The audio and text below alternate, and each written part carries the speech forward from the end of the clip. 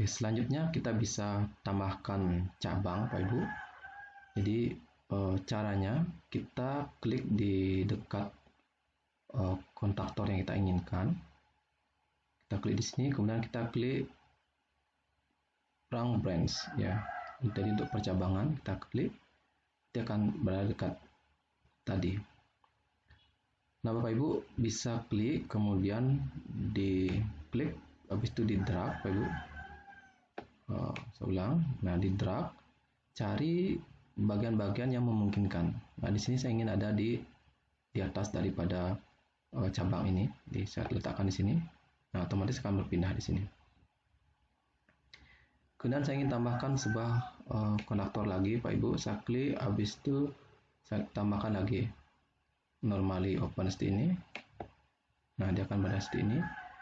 Tapi saya ingin mendragnya ada di bagian bawah. Ya, saya klik, saya drag itu, saya pilih di bagian bawah seperti ini.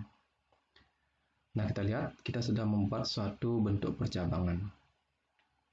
Nah, di sini Pak Ibu adalah internal pada PLC, kembali lagi. Jadi kita bisa bawa lagi bagian output itu ada di sini. Sebagai contoh, misalnya kita punya output 02 ke 0 ya. Kita juga bisa ambil lagi alamat tersebut Pak Ibu, taruh di percabangan. Saya klik, bisa saya geret di sini. Maaf, saya ulang. Oke. Nah, di sini otomatis Pak Ibu, karena kita sudah memberi nama LAM1 akan sama dengan output coil di sebelah kanan. Nah, maksudnya apa Pak Ibu? Jika saya tekan button 1 ini, otomatis arus akan mengalir, kemudian mengaktifkan LAM1. LAM1 aktif, otomatis akan mengaktifkan LAM1 di sini. Jadi saya tekan ini, di sini menyala, di sini juga akan otomatis diaktifasi seperti itu. Nah, jadi otomatis ini juga akan bisa mengalirkan arus bercabang. Oke, sebagai contoh, mari kita coba run dulu. Jangan lupa Bapak Ibu kita download, habis itu kita run. Nah, mari kita ganti, mari kita run. Kok bisa klik dulu Pak Ibu. Nah, amati bahwa segera saya tekan, habis itu walaupun saya lepas lagi, lampu akan tetap menyala. Apa demikian? Dia tidak mengalir di bagian atas, tapi menurun di bagian bawah. Sebab apa? Di sini aktif, di bagian internal input juga akan aktif, sehingga arus akan mengalir ke bawah, itu ke bawah. Nah, button di atas, walaupun saya tekan terus-menerus, ya tidak akan ada efeknya, karena arus sudah mengalir di bagian bawah daripada percabangan. Nah, tentu nanti akan ada syarat Pak Ibu ya, sampai kapan misalnya lampu ini menyala. Nah, bagaimana cara memadamkan lampu ini Pak Ibu? Nah, salah satu alternatifnya Pak Ibu bisa menambahkan tombol baru, yaitu tombol stop misalnya, seperti contoh ya, atau button kedua atau button stop. Kita balik lagi Pak Ibu ke programmer mode, habis itu cari ke instruction panel ini. Nah, di sini Pak Ibu bisa tambahkan sebuah tombol lagi atau button. Namun demikian, button di sini harus berbeda logikanya. Kalau sebelumnya terbuka di awal, kita harus gunakan tutup. Kenapa demikian? Ya, jadi kita gunakan yang ini, Ibu. Karena kita ingin agar arus secara default yang mengalir. Otomatis di sini harus kita normally close-kan dulu. Jadi Pak Bu bisa lihat di sini secara default dia akan teraktivasi.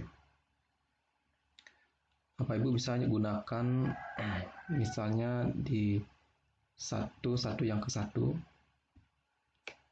klik, habis itu kita tambahkan alamatnya, dan saya kasih nama button 2. Nah, tinggal di klik, habis itu klik kanan, edit simbol, saya kasih misalnya nama button 2, Kemudian tipe dari input output simulator kita, saya klik kanan Pak Ibu ya, klik kanan, saya ganti dengan juga push button seperti ini. Nah, secara logikanya, jadi Bapak Ibu tekan di button 1, karena button 2-nya udah normally close, jadi dia akan harus mengalir gitu langsung ke lampu 1 teraktivasi, otomatis di internal kontaknya akan teraktivasi, dia akan tetap mengalirkan arus sampai button 2 ini berubah posisi. Oke, mari kita coba. Saya download dulu dan saya run.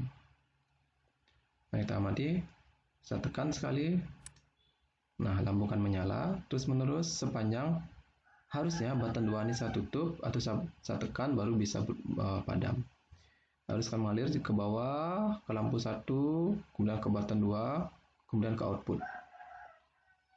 Nah, bagaimana saya tekan? Jika saya tekan button 2, saya tekan sekali, nah dia akan padam. Jadi itu logikanya, dia akan padam.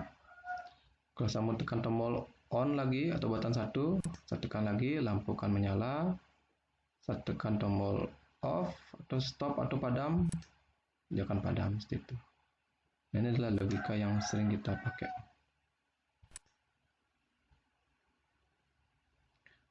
Nah, bagaimana kalau kita ganti state-nya Pak Ibu? Jadi kalau kita ganti state-nya di sebelah bagian hardware ya, biasanya tombol stop itu memang secara normalnya dia tertutup Pak Ibu. Jadi saya ganti misalnya sebelah sini. Nah, seperti ini. Logika di sini harus kita ubah dulu ke program ya. Jadi kalau kita gunakan button seperti ini, logika tadi tidak bisa jalan Pak Ibu ya. Oke, saran seperti itu. Nah, nggak bisa. Kenapa? Karena saya tekan seperti ini otomatis akan berbeda lagi gininya. Dia justru akan kebuka. Ya, walaupun ini lambangnya tertutup ya, kelihatan seperti tertutup seperti itu, tapi secara logiknya karena dia normally open, Bapak Ibu normally close, Bapak Ibu kasih arus justru akan kebuka dia secara internalnya. Nah, caranya Pak Ibu justru harus diganti ya. Jadikan dia normally open, klik kanan, Pak Ibu bisa ganti change ya, dari tutup jadi kebuka seperti ini. Nah, seperti itu. Kita download lagi, terus kita run. Oke, di awal dia akan ketutup seperti ini. Ketika Bapak Ibu tekan tombol button 1, nah lampu akan menyala. Nah, di sini adalah faktor safety juga Pak Ibu. Jadi umumnya memang tombol stop yang sifatnya juga emergency menggunakan tipe seperti ini ya. Jadi kalau ada fail misalnya atau ada secara internal gagal, ini lebih aman ketimbang menggunakan push button dengan tipe yang normally open. Jadi kalau memadamkan, Bapak tinggal klik aja sekali. Nah, padam. Kalau on, tekan lagi button 1, lampu akan menyala. Gitu. Nah, memang untuk memprogram ini perlu semacam ya latihan, perlu ada jam terbang seperti itu, sehingga logika kita bisa terasa. Oke, untuk input output simulator saya cukupkan sampai sini. Kita akan lanjut ke simulasi berikutnya. Terima kasih.